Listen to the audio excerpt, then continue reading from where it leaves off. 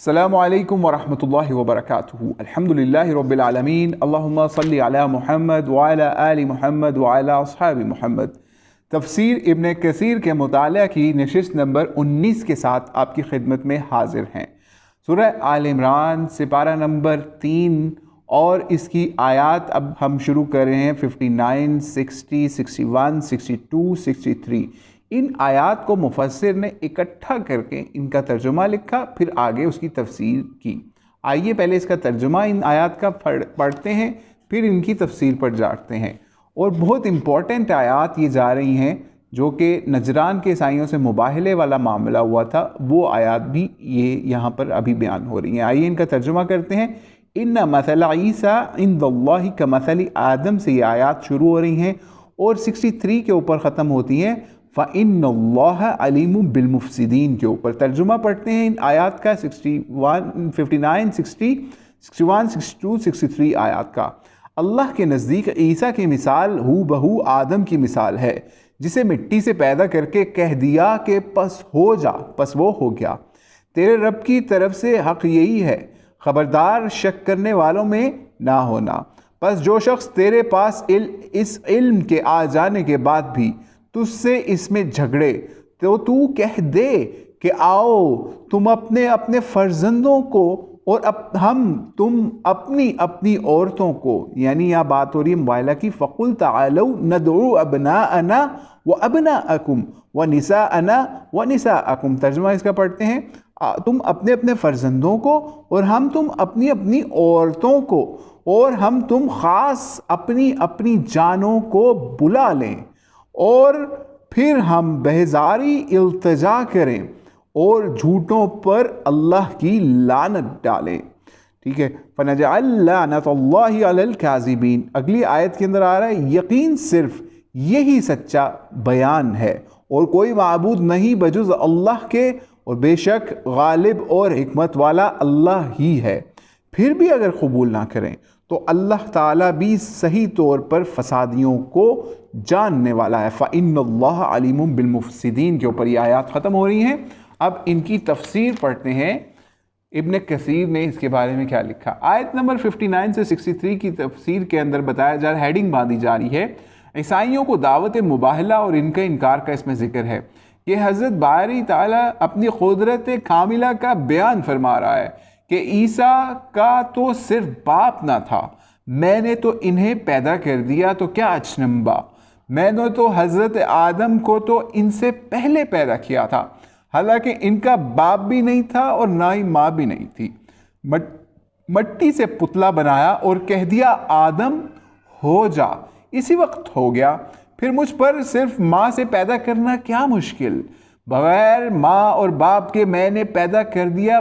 پس اگر صرف باپ نہ ہونے کی وجہ سے حضرت عیسیٰ اللہ کے بیٹا کہلانے کے مستحق ہو سکتے ہیں تو حضرت آدم بطریق اولا اس کا استحقاق رکھتے ہیں، اور انہیں تم خود بھی نہیں مانتے۔ پھر حضرت عیسیٰ کو اس درجے سے بطور اولا ہٹانا چاہیے، کیونکہ ابنیت کے دعوے کا بطلان اور فساد یہاں اس سے بھی زیادہ ظاہر ہے۔ یہاں ماں تو ہے، وہاں تو نہ ماں تھی نہ باپ تھی، یعنی آدم اور عیسیٰ کو ملا کے بتایا جا رہا ہے کہ اگر اس طریقے سے فضیلتیں ہونے لگیں تو آدم تو حضرت عیسیٰ سے بھی اوپر ہیں۔ ٹھیک ہے، تو یہ یہاں پر بیان ہو رہا ہے۔ اللہ رب العالمین یہاں پر آگے ہم چلتے ہیں۔ اللہ رب العالمین اس کے بعد اپنے نبی کو حکم دیتا ہے کہ اگر اس قدر واضح اور کامل بیان کے بعد بھی کوئی شخص تجھ سے امر عیسیٰ کے بارے میں جھگڑے تو انہیں مباہلے کی دعوت دے۔ ہم فریقین مع اپنے بیٹوں اور بیویوں کے مباہلے کے لیے نکلے اور اللہ سے عاجزی سے کہیں، اے اللہ ہم دونوں میں جو جھوٹا ہو تو اس پر اپنی لعنت نازل فرما۔ اس مباہلہ کے نازل ہونے کا اور ابتدا صورت سے یہاں تک کہ ان تمام آیتوں کے نازل ہونے کا سبب نجران کے نصارہ کا وفد تھا۔ یہ لوگ یہاں آ کر حضور علیہ السلام سے حضرت عیسیٰ کے بارے میں گفتگو کر رہے تھے۔ ان کا عقیدہ تھا کہ حضرت عیسیٰ علیہ السلام اللہ کے حصہ دار اور ان کے بیٹے ہیں۔ پس ان کی تردید اور ان کے جواب میں یہ سب آیات نازل ہوئیں۔ ابن اسحاق اپنی مشہور عام سیرت میں لکھتے ہیں، اور دوسرے مورخین نے بھی اپنی کتابوں میں لکھا ہے کہ نصرانیوں نے بطور وفد کے حضور علیہ السلام کی خدمت میں اپنے 60 آدمی بھیجے تھے، جن میں 14 ان کے سردار تھے، جن کے نام یہ ہیں: عاقب جس کا نام عبد المسیح تھا، سید جس کا نام ایہم تھا، ابو حارثہ ابن علقمہ جو بکر بن وائل کا بھائی تھا، اویس بن حارث، زید اور قیس اور یزید اور اس کے دونوں لڑکے، اور خویلد اور عمر اور خالد، عبداللہ اور محسن، یہ سب 14 سردار تھے۔ لیکن پھر ان میں بڑے سردار 3 شخص، عاقب جو امیر قوم تھا اور عقل مند سمجھا جاتا تھا اور صاحب مشورہ تھا، اسی کی رائے پر یہ لوگ مطمئن ہو جاتے تھے، اور سید جوان کا لاٹ پادری تھا، اور ابو حارثہ جو مدرس اعلیٰ تھا، یہ بنو بکر بن وائل کے عرب قبیلے میں سے تھا لیکن نصرانی بن گیا تھا، اور رومیوں کے ہاں اس کی بڑی آؤبگت تھی، اس لیے انہوں نے بڑے بڑے گرجے بنا دیے تھے اور اس کے دین کی مضبوطی دیکھ کر اس کی بہت کچھ خاطر مدارت اور خدمت و عزت کرتے تھے۔ سیرہ ابن ہشام کا یہاں پر ریفرنس دیا جا رہا ہے۔ یہ شخص حضور علیہ السلام کی صفت و شان سے واقف تھا، اگلی کتابوں میں آپ علیہ السلام کی صفتیں پڑھ چکا تھا، دل سے آپ کی نبوت کا قائل تھا، لیکن نصرانیوں میں جو اس کی تکریم و تعظیم تھی، وہ وہاں جاؤ منصب اسے حاصل تھا، اس کے چھن جانے کے خوف سے راہ حق کی طرف نہیں آتا تھا۔ غرض یہ کہ وفد مدینہ میں رسول اللہ صلی اللہ علیہ وسلم کی خدمت میں مسجد نبوی میں حاضر ہوا۔ آپ اس وقت عصر کی نماز سے فارغ ہو کر بیٹھے ہی تھے۔ یہ لوگ نفیس پوشاکیں پہنے ہوئے، خوبصورت نرم چادریں اوڑے ہوئے تھے، ایسے معلوم ہوتا تھا بنو حارث بن کعب کے خاندان کے لوگ تھے۔ صحابہ کہتے ہیں ان کے بعد ان جیسا باشوقت وفد کوئی نہیں ان کے بعد آیا۔ ان کی نماز کا وقت آ گیا، آپ کی اجازت سے انہوں نے مشرق کی طرف منہ کر کے مسجد نبوی میں ہی اپنے طریق پر نماز ادا کر لی۔ بعد نماز کے حضور علیہ السلام سے ان کی گفتگو ہوئی۔ ادھر سے بولنے والے یہ 3 شخص تھے: ابو حارثہ بن علقمہ، عاقب یعنی عبد المسیح، اور سید یعنی ایہم۔ یہ گوشاہی مذہب پر تھے لیکن کچھ امور میں اختلاف رکھتے تھے۔ حضرت مسیح کی نسبت تینوں خیال ان کے تھے، یعنی وہ اللہ ہے اور اللہ کا لڑکا ہے اور 3 میں کا تیسرا ہے۔ اللہ ان کے اس ناپاک قول سے مبرہ ہے، بہت ہی بلند و بالا ہے۔ تمام نصارہ کا تقریباً یہی عقیدہ ہے۔ مسیح کے اللہ ہونے کی دلیل تو ان کے پاس یہ تھی کہ وہ مردوں کو زندہ کر دیتا تھا، اندھوں اور کوڑیوں بیماروں کو شفا دے دیتا تھا، غیب کی خبریں دیتا تھا، مٹی کی چڑیا بنا کر پھونک مار کر اڑا دیا کرتا تھا۔ جواب اس کا یہ ہے کہ ساری باتیں اس سے اللہ کے حکم سے سرزد ہوتی تھیں، اس لیے اللہ کی نشانیاں اللہ تعالیٰ کی باتوں کے سچ ہونے پر اور حضرت عیسیٰ کی نبوت پر قائم ہو جائیں۔ اللہ کا لڑکا ماننے والوں کی حجت یہ تھی، ان کا بظاہر کوئی باپ نہ تھا اور گہوارے میں ہی بولنے والے تھے۔ یہ باتیں بھی ایسی ہیں کہ ان سے پہلے دیکھنے میں نہیں آئی تھی۔ اس کا جواب یہ ہے کہ اللہ کی نشانیاں قدرتی تھی تاکہ لوگ اللہ تعالیٰ کو اسباب کا محکوم اور عادت کا محتاج نہ سمجھیں وغیرہ۔ اور 3 میں سے تیسرا اس لیے کہتے تھے، اس نے اپنے کلام میں فرمایا ہے: ہم نے ہمارا امر، ہماری مخلوق، ہم نے فیصلہ کیا وغیرہ۔ پس اگر اللہ تعالیٰ اکیلا ہی ہوتا تو یوں نہ فرماتا بلکہ فرماتا میں نے کیا، میرا امر، میری مخلوق، میں نے فیصلہ کیا وغیرہ۔ پس ثابت ہوا کہ اللہ 3 ہیں، خود اللہ اور عیسیٰ اور مریم۔ یہاں پہ جس کا مترجم کہہ رہے ہیں جس کا جواب یہ ہے کہ ہم کا لفظ صرف بڑائی کے لیے اور عظمت کے لیے یہاں بولا گیا ہے مترجم۔ اللہ تعالیٰ ظالموں منکروں کے قول سے پاک اور بلند ہے۔ ان کے تمام عقائد کا بطلان قرآن کریم میں اترا۔ جب یہ تینوں پادری حضور علیہ السلام سے بات چیت کر چکے تو آپ نے فرمایا تم مسلمان ہو جاؤ۔ انہوں نے کہا ہم تو ماننے والے ہیں ہی۔ آپ نے فرمایا نہیں، تم کو چاہیے کہ اسلام قبول کر لو۔ وہ کہنے لگے ہم تو آپ سے پہلے کے مسلمان ہیں۔ فرمایا نہیں، تمہارا یہ اسلام قبول نہیں، اس لیے کہ تم اللہ کی اولاد مانتے ہو، صلیب کی پوجا کرتے ہو، خنزیر کھاتے ہو۔ انہوں نے کہا اچھا، پھر یہ تو فرمائیے کہ حضرت عیسیٰ کا باپ کون تھا؟ حضور علیہ السلام اس پر خاموش رہے اور سورہ آل عمران کی شروع سے لے کر آخر اسی آیت کے اوپر تک کی آیات ان کے جواب میں نازل ہوئی، یعنی آیت مبارکہ سے اوپر تک۔ ابن اسحاق ان سب کی مختصر سی تفسیر بیان کر کے پھر لکھتے ہیں آپ نے یہ سب آیات تلاوت کر کے انہیں سمجھا دی۔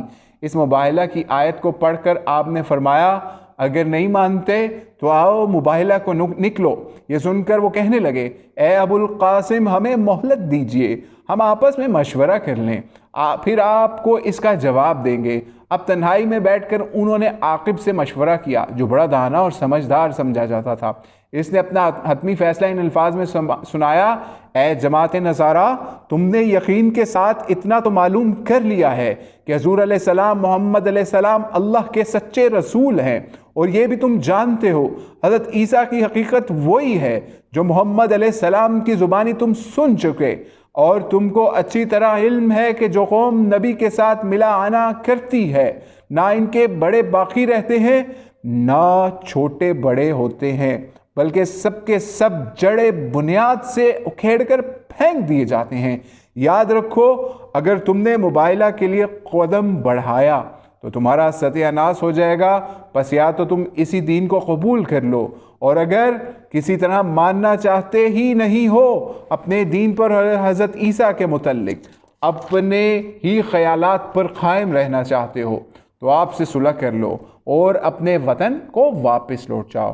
چنانچہ یہ لوگ یہ صلاح مشورہ کر کے پھر دربار نبوی میں حاضر ہوئے اور کہنے لگے اے ابو القاسم ہم آپ سے مباہلہ کرنے کے لیے تیار نہیں، آپ اپنے دین پر رہیے اور ہم اپنے خیالات پر ہیں، لیکن آپ ہمارے اپنے صحابیوں میں سے کسی ایسے شخص کو بھیج دیں جن سے آپ خوش ہوں، وہ ہمارے مالی جھگڑوں کا ہم میں فیصلہ کر دیں۔ آپ لوگ ہماری نظروں میں بہت پسندیدہ ہیں۔ حضور علیہ السلام نے فرمایا اچھا دوپہر کو تم پھر آنا، میں تمہارے ساتھ کسی مضبوط ایماندار کو کر دوں گا۔ عمر ابن خطاب فرماتے ہیں میں نے کسی دن بھی سردار بننے کی خواہش نہیں کی اس دن کے سوا، اس خیال سے کہ حضور علیہ السلام نے جو تعریف کی اس کا مصداق اللہ کے نزدیک میں بن جاؤں، اس لیے میں روز سویرے ظہر کی نماز کے لیے چل پڑا۔ حضور علیہ السلام تشریف لائے، نماز ظہر پڑھائی، پھر دائیں طرف بائیں طرف دوڑانے لگے نظریں، بار بار اپنی جگہ اونچا ہو کر دیکھتے، آپ کی نگاہیں مجھ پر پڑی، آپ برابر بغور دیکھتے رہے، یہاں تک کہ ابو عبیدہ بن جراح پر آپ کی نظریں پڑی۔ آپ نے انہیں طلب فرمایا اور کہا ان کے ساتھ جاؤ، ان کے اختلافات کا فیصلہ حق سے کرو۔ چنانچہ ابو عبیدہ ان کے ساتھ تشریف لے گئے۔ بہرحال یہ یہاں پر روایت بیان کی ہے، شیخ البانی ضعیف بھی اس کو کہا جاتا ہے، مرسل بھی اس کو کہا جاتا ہے، لیکن اس پہ دلائل النبوہ البیہقی کا بھی ریفرنس دیا جا رہا ہے۔ اچھا، لیکن اس میں جب ہم آگے چلتے ہیں تو ہمیں پتہ چلتا ہے کہ ابو عبیدہ بن جراح جو ہیں ان کو اور روایات کے اندر جیسا کہ صحیح بخاری کی روایت کے اندر بھی آپ علیہ السلام نے فرمایا یہ ہیں اس امت کے امین، ٹھیک ہے، جن کو آپ نے نجرانیوں کے پاس ان کے فائنینشیل میٹرز کو ڈیل کرنے کے لیے بھی بھیجا۔ مسند احمد میں حضرت ابن عباس سے مروی ہے ابو الجہل ملعون نے کہا اگر میں محمد علیہ السلام کو کعبہ میں نماز پڑھتے دیکھ لوں تو اس دن کی گردن جو ہے معاذ اللہ کچل دوں گا۔ فرماتے ہیں آپ علیہ السلام نے فرمایا اگر وہ ایسا کرتا تو سب کے سب دیکھتے کہ فرشتے اسے دبوچ لیتے، اور یہودیوں سے جب قرآن نے کہا تھا آؤ جھوٹوں کے لیے موت مانگو، اگر وہ مانگتے تو یقیناً سب کے سب مر جاتے اور اپنی جگہ جہنم کی آگ میں دیکھ لیتے۔ اور جن نصرانیوں کو مباہلہ کی دعوت دی گئی تھی اگر وہ حضور علیہ السلام کے مقابلے میں مباہلہ کے لیے نکلتے تو لوٹ کر اپنے مالوں کو اور اپنے بچوں کو نہ پاتے۔ صحیح بخاری، ترمذی اور نسائی میں بھی یہ حدیث آئی ہے جس کو یہاں ریفر کیا جا رہا ہے احمد کے اور صحیح بخاری اور ترمذی کے حوالے سے۔ اور اس مقام سے نہایت مناسبت رکھتا ہے سلمہ بن عبد یسوع اپنے دادا سے روایت کرتے ہیں جو پہلے نصرانی تھے پھر مسلمان ہو گئے کہ رسول اللہ علیہ السلام نے طاسین قرآن میں نازل ہونے سے بیشتر اہل نجران کو نامہ مبارک لکھا جس کی عبارت یہ تھی، اور بسم جو کہ شروع اس طرح سے ہوتی تھی کہ اس کا ترجمہ ہم پڑھ رہے ہیں، یعنی اس خط کو میں شروع کرتا ہوں حضرت ابراہیم، اسحاق، یعقوب علیہ السلام کے رب کے نام سے، یہ خط ہے محمد علیہ السلام کی طرف سے، اللہ کے جو نبی اور رسول ہیں، سردار نجران اور اہل نجران کی طرف اللہ تعالیٰ کی میں تمہارے سامنے حمد و ثنا بیان کرتا ہوں جو حضرت ابراہیم، اسحاق اور یعقوب کا معبود ہے۔ پھر میں تم کو دعوت دیتا ہوں، بندوں کی عبادت کو چھوڑ کر اللہ کی عبادت کی طرف آ جاؤ۔ بندوں کے بننے کو چھوڑ کر اللہ کی ولایت کی طرف آ جاؤ۔ اگر تم اسے نہ مانو تو جزیہ دو اور ماتحتی اختیار کرو، اگر اس سے بھی انکار ہو تو تم کو لڑائی کا اعلان ہے، والسلام۔ جب یہ خط اسقف کو پہنچا، اس نے اسے پڑھایا تو بڑا سٹ پٹا کر گھبرا گیا اور تھر تھراکنے لگا۔ جھٹ سے شرجیل کو بلوایا، اور جو قبیلہ ہمدان کا تھا، سب سے بڑا مشیر سلطنت یہی تھا۔ جب بھی کوئی اہم کام پڑتا تو سب سے پہلے یعنی اہم اور سید اور عاقب سے بھی بیشتر اس سے مشورہ ہوتا۔ جب یہ آ گیا تو اسقف نے حضور علیہ السلام کا خط دیا۔ جب اس نے پڑھ لیا تو اسقف نے پوچھا، بتاؤ کیا خیال ہے؟ شرجیل نے کہا، بادشاہ کو خوب علم ہے کہ حضرت اسماعیل کی اولاد میں سے اللہ کے ایک نبی کے آنے کا وعدہ اللہ کی کتاب میں ہے۔ کیا عجب کہ یہ وہ نبی ہوں۔ امر نبوت میں کیا رائے دے سکتا ہوں؟ ہاں، اگر امور سلطنت کی بات ہو تو بے شک میں اپنے دماغ پر زور ڈالتا ہوں اور کوئی بات کا حل نکال لیتے ہیں۔ اسقف نے اسے الگ بٹھایا، عبداللہ بن شرجیل کو بلایا۔ یہ بھی مشیر سلطنت میں سے تھا، حمیر کے قبیلے میں سے تھا۔ اسے خط دیا، پڑھایا، رائے پوچھی تو اس نے بھی ٹھیک وہی بات کہی جو پہلا مشیر کہہ چکا تھا۔ اسے بھی بادشاہ نے دور بٹھا دیا۔ پھر جبار بن فیض کو بلایا جو بنو حارث میں سے تھا۔ اس نے بھی یہی کہا جو ان دونوں نے پہلے کہا تھا۔ بادشاہ نے جب کہا ان تینوں کی رائے متفق ہے تو حکم دیا کہ ناقوس بجائے جائیں، آگ جلا دی جائے، گرجوں میں جھنڈے بلند کیے جائیں۔ وہاں کا یہ دستور تھا، جب سلطنت کو کوئی اہم کام ہوتا، رات کو جمع کرنا مقصود ہوتا، اگر دن کا وقت ہوتا تو گرجوں میں آگ جلا دی جاتی اور ناقوس زور زور سے بجائے جاتے۔ اس حکم کے ہوتے ہی چو طرف آگ جلا دی گئی۔ ناقوس کی آواز نے ہر ایک کو ہوشیار کر دیا۔ جھنڈے اونچے دیکھ کر آس پاس اس کے وادی کے تمام لوگ اس میں جمع ہو گئے۔ اس وادی کا طول اتنا تھا کہ تیز سوار صبح سے شام تک دوسرے کنارے پہنچتا تھا۔ اس میں 73 گاؤں تھے، 1,20,000 تلوار چلانے والے یہاں آبادی تھی۔ جب یہ سب لوگ آ گئے تو اسقف نے انہیں رسول اللہ علیہ وسلم کا نامہ پڑھ کر سنایا۔ پوچھا، بتاؤ تمہاری کیا رائے ہے؟ تو تمام عقل مندوں نے کہا، شرجیل بن وداع ہمدانی، عبداللہ بن شرجیل اور جبار بن فیض حارثی کو بطور وفد کے بھیجا جائے، یہ وہاں سے پختہ خبر لائیں۔ اب یہاں سے یہ وفد تینوں ان سرداروں کی ماتحت ہو کر روانہ ہوا۔ وہاں مدینہ پہنچ کر ظفری لباس اتار دیے، نقش سے بنے ہوئے ریشمی لمبے لمبے ہلے پہن لیے اور سونے کی انگوٹھیاں انگلیوں میں ڈال لیں۔ اپنی چادروں کے پلے تھامے ہوئے رسول اللہ السلام کی خدمت میں حاضر ہوئے۔ سلام کیا لیکن آپ نے جواب نہ دیا۔ بہت دیر تک انتظار کیا رسول السلام کچھ بات کریں، لیکن ان ریشمی ہلوں اور سونوں کی انگوٹھیوں کی وجہ سے آپ نے ان سے کلام بھی نہ کیا۔ اب یہ لوگ حضرت عثمان بن عفان، عبد الرحمن بن عوف کو تلاش کرنے نکلے۔ ان دونوں بزرگوں سے ان کی پہلی ملاقات تھی۔ مہاجرین اور انصار کے ایک مجمع میں ان دونوں حضرات کو پا لیا۔ ان سے واقعہ بیان کیا کہ تمہارے نبی نے ہمیں خط لکھا ہے، اس کا جواب دینے کے لیے ہم خود حاضر ہوئے ہیں۔ آپ کے پاس گئے، سلام کیا لیکن جواب نہ دیا، بہت دیر انتظار میں بیٹھے رہے۔ آپ علیہ السلام سے کچھ باتیں ہو جائیں لیکن آپ نے ہم سے کوئی بات نہ کی۔ آخر ہم تھک کر آپ حضرات فرمائیے کہ ہم کیا یوں ہی واپس چلے جائیں؟ ان دونوں نے حضرت علی بن ابو طالب سے کہا، آپ ہی نے جواب دیجیے۔ حضرت علی نے فرمایا، میرا خیال ہے یہ لوگ اپنے ہلے انگوٹھیاں اتار دیں، وہی سفری معمولی لباس پہن کر رسول اللہ علیہ وسلم کی خدمت میں دوبارہ جائیں۔ چنانچہ انہوں نے یہی کیا۔ اس معمولی لباس میں گئے، سلام کیا، آپ نے جواب دیا۔ فرمایا، اس اللہ کی قسم جس نے مجھے حق کے ساتھ بھیجا ہے، یہ جب میرے پاس پہلی مرتبہ آئے تو ان کے ساتھ ابلیس تھا۔ اب سوال جواب بات چیت شروع ہوئی۔ حضور اسلام بھی پوچھتے تھے اور جواب بھی دیتے تھے، اس طرح وہ بھی سائل بھی تھے اور مجیب بھی تھے بھی۔ آخر میں انہوں نے پوچھا، آپ عیسیٰ کی بابت کیا فرماتے ہیں، تاکہ ہم اپنی قوم کے پاس جا کر وہ کہیں ہمیں اس کی خوشی ہے، آپ نبی ہیں تو آپ کی زبانی سنیں، آپ کا ان کی بابت کیا خیال ہے۔ آپ نے فرمایا، میرے پاس اس کا جواب آج تو نہیں، تم ٹھہرو، تو میرا رب مجھے سے اس کی بابت جو فرمائے گا میں تم کو سنا دوں گا۔ دوسرے دن پھر وہ آئے تو آپ نے اسی وقت کی اتری ہوئی اس آیت ان مثل عیسیٰ کی کاذبین تک کی تلاوت کر کے سنائی انہوں نے اس بات کا اقرار کرنے سے انکار کر دیا۔ دوسرے دن صبح ہی صبح رسول اللہ صلی اللہ علیہ وسلم ملائنہ کے لیے حضرت حسن اور حسین کو اپنی چادر میں لیے ہوئے تشریف لائے۔ پیچھے پیچھے حضرت فاطمہ سلام اللہ علیہا بھی آ رہی تھیں۔ اس وقت آپ علیہ السلام کی کئی ایک بیویاں تھیں۔ شرجیل یہ دیکھتے ہی اپنے دونوں ساتھیوں سے کہنے لگا، تم جانتے ہو کہ نجران کی ساری وادی میری بات کو مانتی ہے، میری رائے پہ کار بند ہوتی ہے۔ سنو، اللہ کی قسم یہ معاملہ بڑا بھاری ہے۔ اگر یہ شخص مبعوث کیا گیا ہے تو سب سے پہلے اس کی نگاہوں میں ہم ہی مطعون ہوں گے، سب سے پہلے اس کی تردید کرنے والے ہم ہی ٹھہریں گے۔ یہ بات اس کے اور اس کے ساتھیوں کے دلوں سے نہیں جائے گی، ہم پر کوئی نہ کوئی مصیبت و آفت آئے گی۔ عرب بھر میں سب سے زیادہ قریب ان سے میں ہی ہوں۔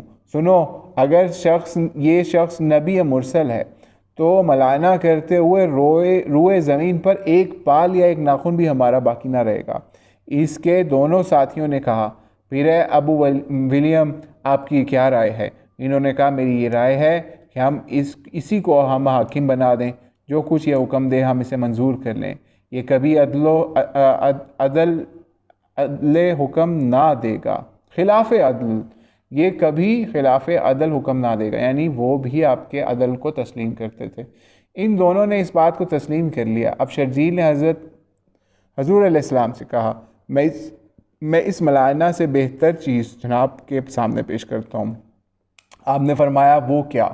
کہا، آج کا دن، آنے والی رات اور کل کی رات تک آپ ہمارے بارے میں جو حکم کریں گے ہمیں منظور ہے۔ رسول اللہ صلی اللہ علیہ وسلم نے فرمایا، شاید اور لوگ تمہارے اس فیصلے کو نہ مانیں۔ شرجیل نے کہا، اس کی بابت میرے ان دونوں ساتھیوں سے دریافت فرما لیجئے۔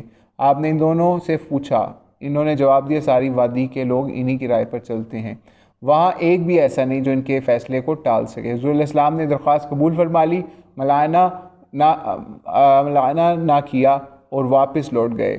دوسرے دن، ملائنہ یعنی لعنت کی بات ہو رہی ہے، دوسرے دن صبح ہی وہ خدمت میں حاضر ہوئے تو آپ نے تحریر انہیں لکھ دی جس میں بسم اللہ کے بعد یہ مضمون تھا، یہ تحریر اللہ کے نبی محمد رسول اللہ کی طرف سے نجرانیوں کے لیے صلی اللہ علیہ وسلم۔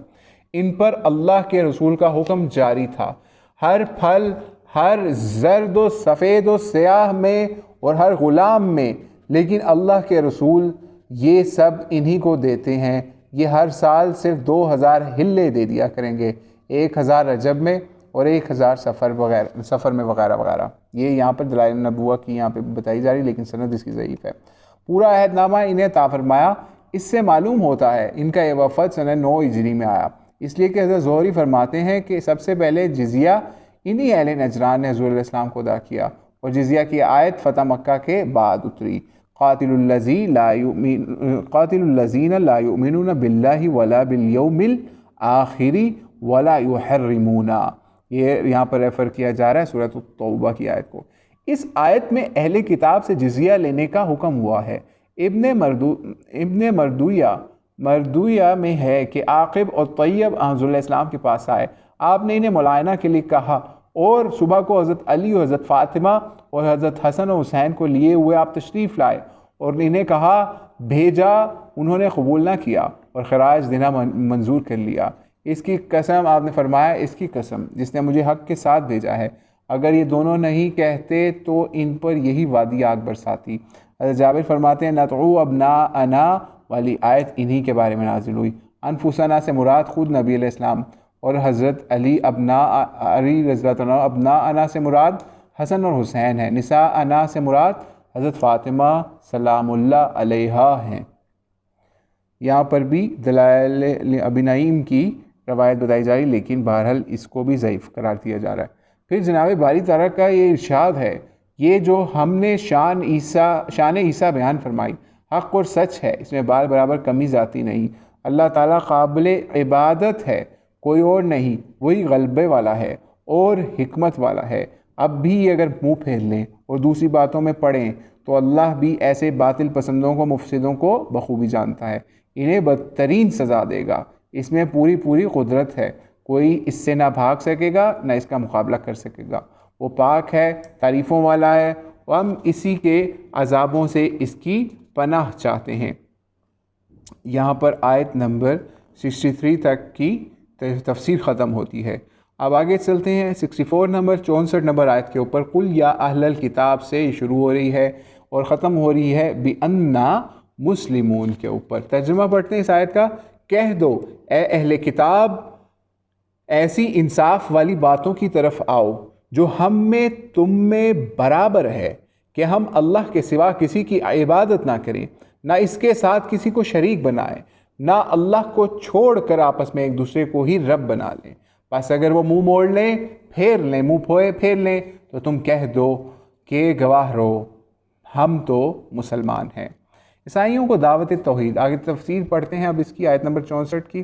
یہودیوں اور نصرانیوں اور ان جیسے لوگوں سے یہاں خطاب ہو رہا ہے۔